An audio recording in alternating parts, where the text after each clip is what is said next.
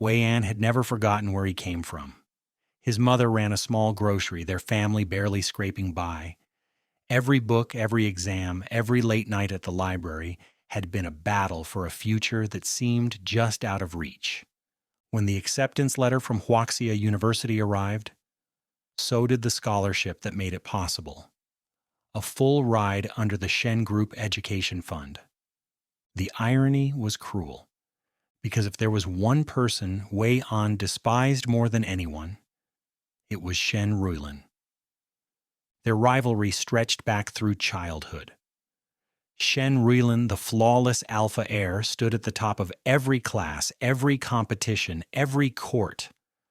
Wei An, sharp-tongued and relentless, clawed his way up from nothing, only to be second place to him again and again. He remembered their final high school debate. The gymnasium lights harsh overhead as Shen dismantled his arguments with that infuriating precision. Only to linger afterward, eyes lingering too long on Wei An's flushed face, a hunger flickering beneath the taunt. No matter how high you climb, Wei An, don't forget. Your future still stands on money from my family.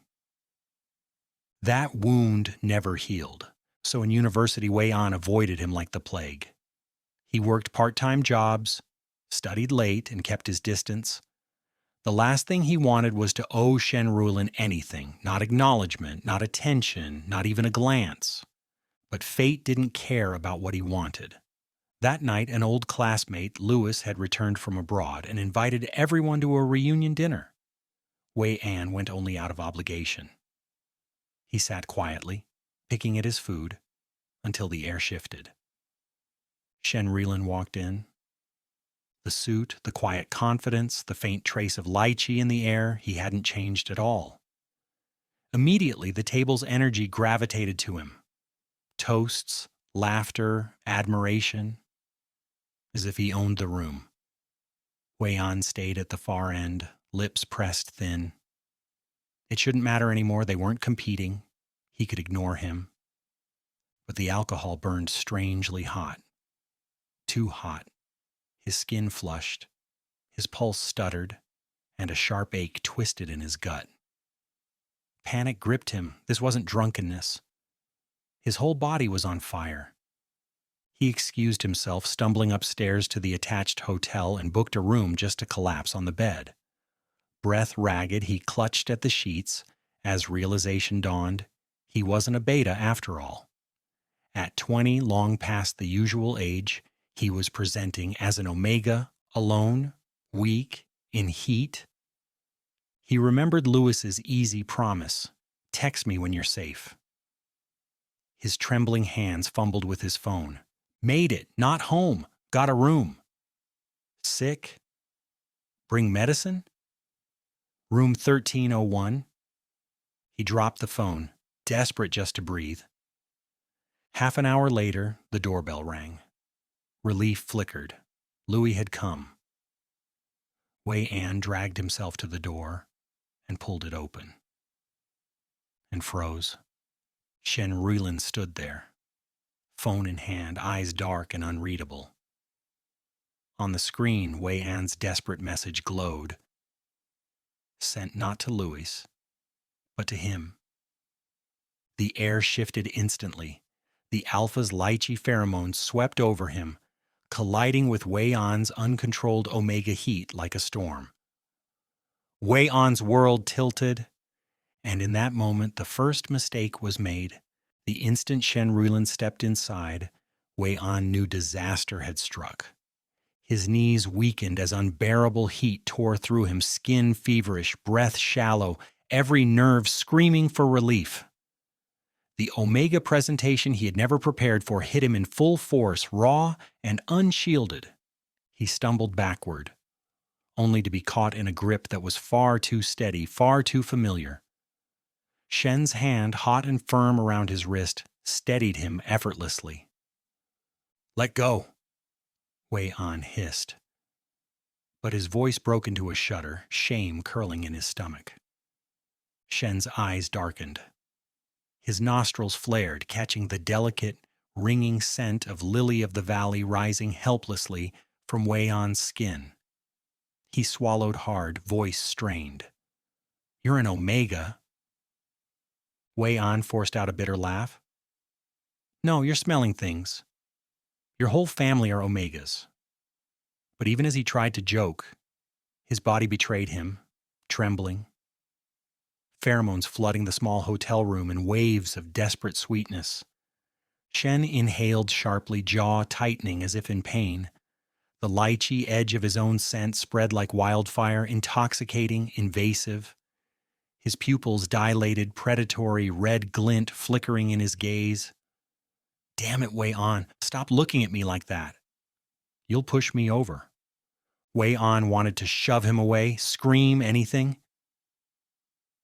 But instead, his fingers curled into the front of Shen's shirt, dragging him closer against every logical thought. His body craved the heat, the pressure, the grounding strength of an alpha. The air turned suffocating. Lychee and lily of the valley twined, pheromones clawing at each other until Wei An could barely think. His breath hitched as Shen pressed him against the wall, their foreheads almost touching. "You don't understand what this means," Shen growled, voice roughened by rut, restraint fraying with every second. Wei An tried to fight, but his body was trembling too hard, his skin too hot. Shame and desire burned in equal measure as he gasped, "Then teach me, if you're so desperate." The last thread of control snapped. Shen's lips crashed onto his, a brutal, consuming kiss that stole the breath from his lungs. Wei An twisted in protest, but his resistance dissolved into ragged moans as the alpha's pheromones invaded every inch of him, dragging him deeper into the pull. Hands roamed, Shen's grip iron on his waist, pinning him in place, while his other hand cupped Wei An's neck, thumb brushing dangerously close to the sensitive gland. The touch sent sparks down his spine, his body arching against its own will. When Shen finally bit into his gland, Wei An cried out, half pain, half unbearable pleasure. A searing burn hot through him, tying them together, branding him in a way no contract or rivalry ever could. Waves of molten gold flooded his veins, Shen's lychee essence rewriting his every cell, until hate blurred into hunger, the lines between enemy and anchor dissolving in the haze. Wei An clawed at Shen's back, nails leaving angry red trails through fabric, torn between wanting to escape and craving more, his pride shattered under the heat, his body answering shamelessly to every press of teeth, every surge of pheromone. When it was over, Wei An collapsed against Shen's chest, trembling, scent still tangled thick in the air. Shen's voice was hoarse, dangerous in its certainty. "You're mine now, Wei An." Permanently. Wei An shut his eyes, fury mixing with something far more dangerous, an echo of need. Because no matter how much he hated Shen Ruilin, his body had betrayed him completely. When Wei An woke the next morning, the hotel room was quiet, the sheets heavy with a scent that didn't belong to him. His body ached. His mind replayed flashes he couldn't bear to look at too closely. The mark burned faintly at his neck, a brand that no amount of scrubbing could wash away. Shen Ruilin was still asleep, his features calm, almost boyish in repose. For a heartbeat, Wei An stared, chest twisting with something between fear and disbelief. Then Shen stirred, murmuring sleepily, "Wei An, stay." His arm reaching out in the haze of post-rut haze, fingers brushing Wei An's hip, with a tenderness that cracked something deep inside him. It was too much, too soft, too real. The panic slammed back in full force. He couldn't stay. Not like this. By the time Shen fully woke, Wei An was gone. He didn't have money for plane tickets or the luxury of disappearing overseas. What he did have was desperation. By the next evening, he'd boarded a long-distance bus, Heading far from the city's glass towers and neon haze, he carried one duffel bag, his degree certificate folded at the bottom like a lifeline. The bus rattled for hours, leaving behind the skyline that had defined his rivalry with Shen since childhood. In its place rose low-roofed houses, rice fields, and the kind of silence that belonged to people with simpler lives. In a small county town, Wei On found work at a local middle school. The principal, impressed by his grades, offered him a position as a substitute teacher. The pay was little, the room he rented smaller still, but it was enough to keep him fed. He threw himself into routines, grading papers, teaching grammar, sweeping the dusty classroom floor. He told himself this was freedom, that obscurity was safety. But at night, when the bond tugged at his chest like an invisible chain, he lay awake in the narrow bed, sweat dampening the sheets as his body reeled through heats he barely understood. Heats clawed at him like thorns, suppressants dulling the edge but not the ghost of Shen's teeth, leaving him curled fetal, whispering curses into the dark. The lychee phantom scent teasing at the edges of his fevered dreams. Suppressants were expensive, and even when he managed to buy a few, they never worked as well as they should. He endured, biting his knuckles to stay silent, praying his landlord didn't notice. 2 months later, dizziness became a constant companion. When the village clinic doctor frowned at the results, Wei On thought for a moment his secret had been exposed. Instead, the man gave a quiet nod and handed him a slip of paper. "Congratulations," the doctor said gently. "You're over 8 weeks along." The world tilted. Wei On clutched the paper, his pulse racing. He should have been terrified. And he was. But beneath the panic came something else. A fragile, dangerous tenderness. A child. His and Shen Ruilin's. For the first time since fleeing, Wei On's eyes blurred with something other than exhaustion. He had no savings, no plan, no idea how to raise a baby in a town where even chalk was rationed. But he also knew one thing. He would keep this child. The months passed. His body changed. His world shrank. He worked as long as he could, then took leave when the pregnancy grew too heavy to hide. His colleagues whispered, the townsfolk speculated, but he ignored them. In the dim light of his rented room, he folded tiny second-hand clothes, patched with uneven stitches but full of care. Loneliness weighed on him, yet when he pressed his hand to his belly and felt the faint kick, something within him steadied. This child was his anchor, his proof that life could grow, even in exile. And so, while the city moved on, and Shen Ruilin surely returned to his empire, Wei On vanished into the quiet rhythm of rural life. To everyone else, he was just another teacher who'd come from the city, a man too young to already have tired eyes. But every night as he rocked himself to sleep with one hand over the swell of his stomach, Wei On knew the truth he could never tell. He was bonded, marked, and hiding from the one alpha who would never let him go. 3 years slipped away like sand through fingers. Wei On lived quietly in a small riverside town, far from the glass towers and political games of the city. To the townsfolk, he was simply Teacher Wei. Earnest, dependable, a young man who taught literature at the middle school and raised his son alone. His days were ordinary, yet filled with the kind of fragile happiness he had once thought impossible. Mornings began with little Mingyu tugging at his sleeve, demanding, "Hey, Daddy, hurry, we'll be late." Evenings ended with the boy curled against him, asleep before the lanterns outside dimmed. Their rented home was modest but warm, textbooks stacked on the desk, patched curtains swaying in the breeze, and Mingyu's childish drawings taped crookedly on the walls. At festivals, they lit paper lanterns together. Wei An always wished for the same thing: peace, just one more year of peace. And yet the bond was never silent. On restless nights, Wei An woke drenched in sweat, the phantom echo of a hand at his scent gland, a voice whispering his name.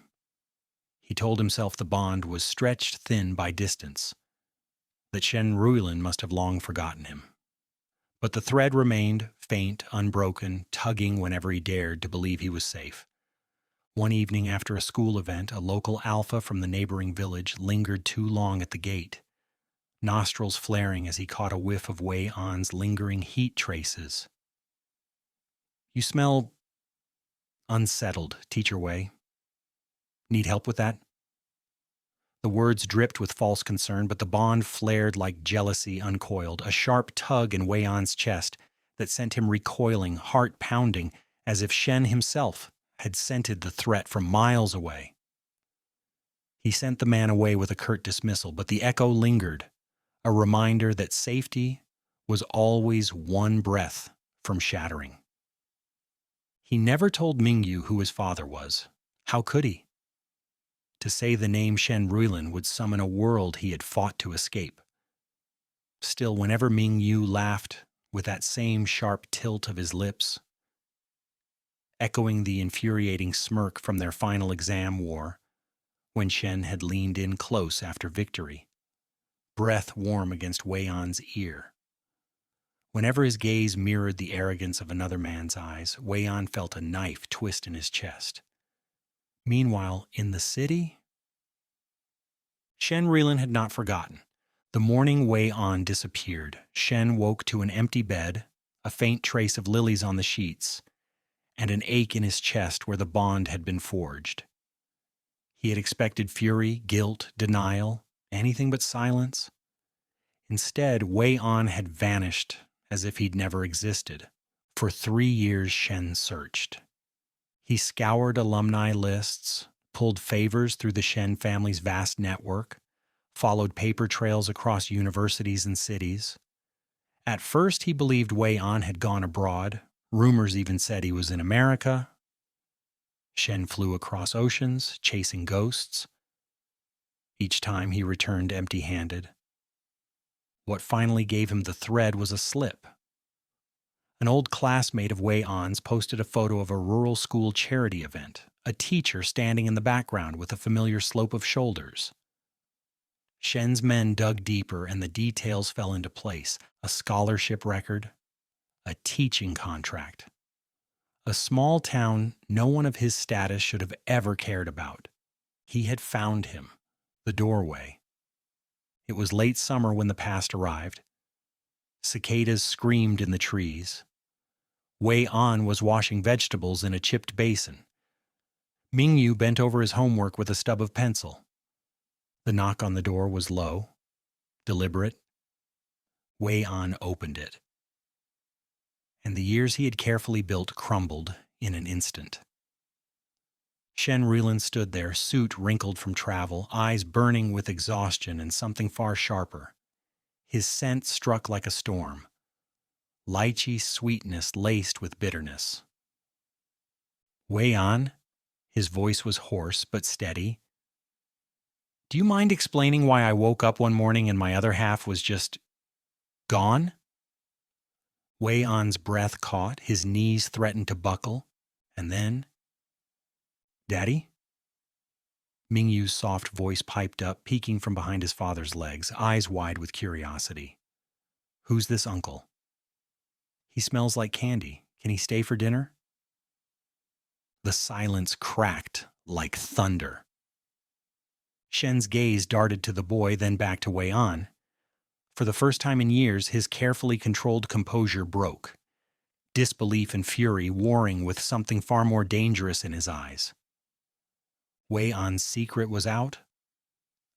The past he thought buried had come to claim him. The room felt suffocating after Mingyu's door clicked shut. Silence, heavy and dangerous, hung between them. Shen Ruilin stood tall in the small living room, his suit jacket rumpled, hair slightly disheveled. His usual perfection was gone, replaced by something raw anger, exhaustion, and a dangerous possessiveness.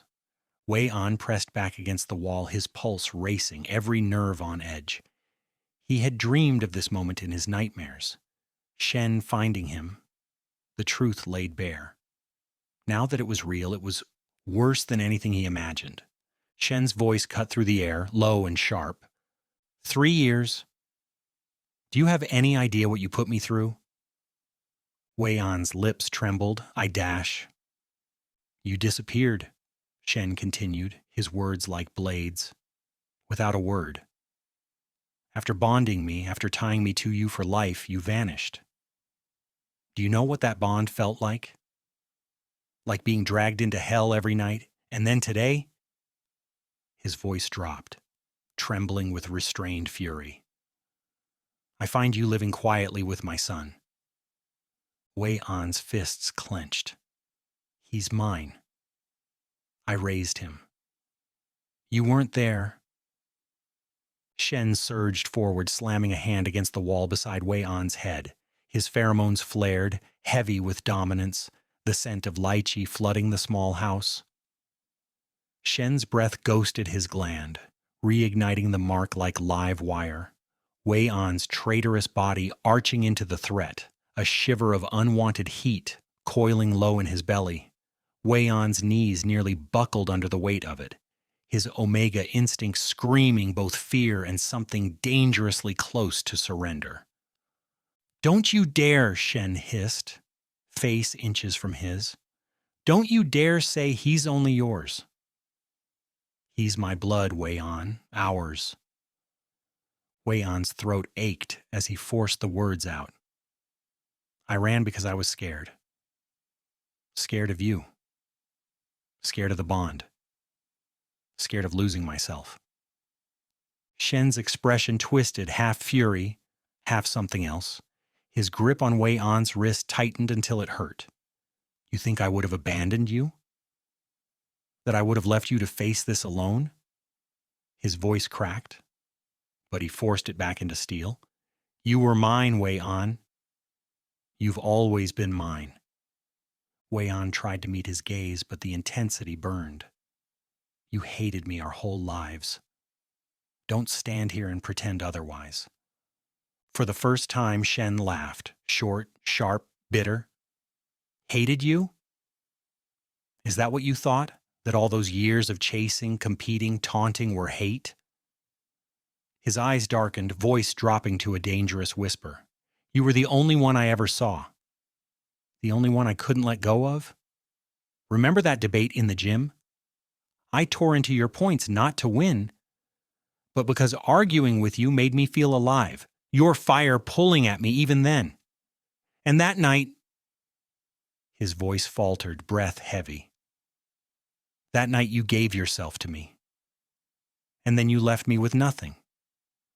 The bond between them thrummed, raw and unhealed, pulling tight until Wei An could hardly breathe. From behind the closed bedroom door, Mingyu's soft voice broke the silence. Daddy, are you mad at the uncle?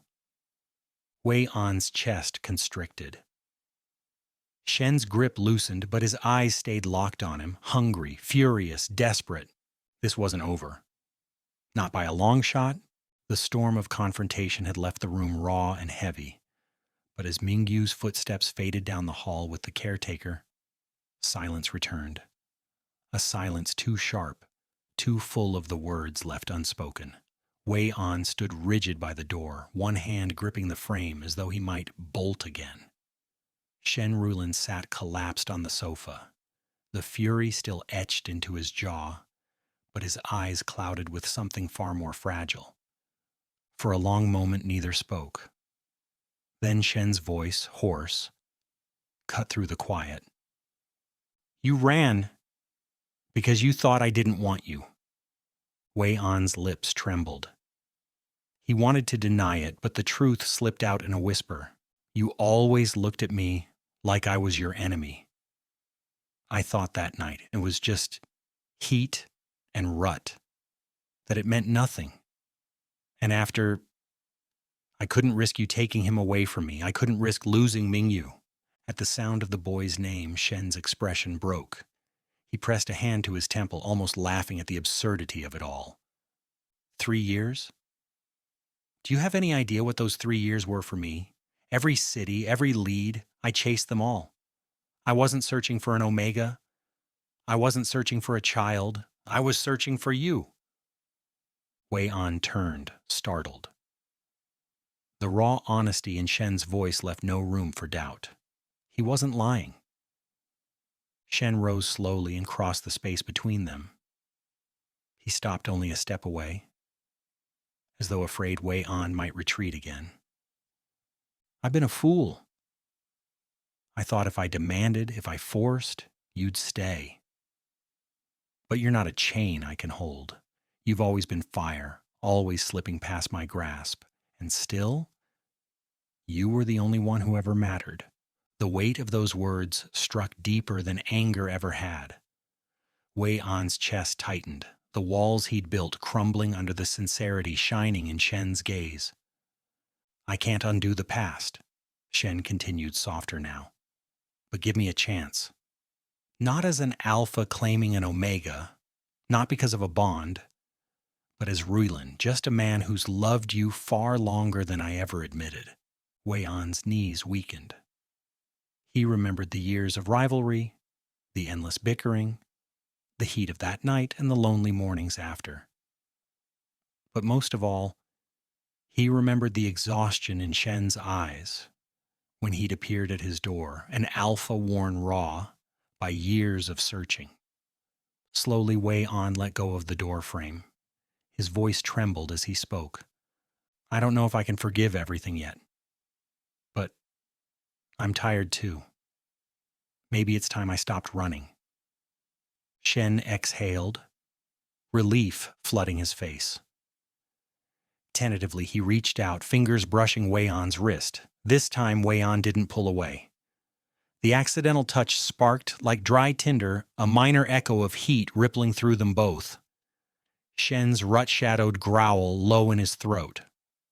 Wei An's gland throbbing with a sweet ache that pulled a gasp from his lips. It was fleeting. A promise of storms yet to come, but enough to ground them in the now. The tension snapped, not with passion, but with a quiet, aching kiss. It wasn't the fevered desperation of their bond, nor the reckless hunger of their youth. It was steady, lingering. The kind of kiss that carried both regret and promise. When they parted, foreheads pressed together, Shen whispered, "Let's start over. You, me, and Ming Yu. A family if you'll let me." Wei An closed his eyes, and for the first time in years, he allowed himself to imagine what that might feel like. And for the first time, he didn't feel the urge to run. Months later, under the glow of festival lanterns, the three of them knelt together by the riverbank. Ming Yu's small hands fumbled with the paper, his laughter bright as Shen guided him steady. Wei An watched, the bond humming contentedly in his chest, not a chain, but a quiet warmth, weaving them into something whole.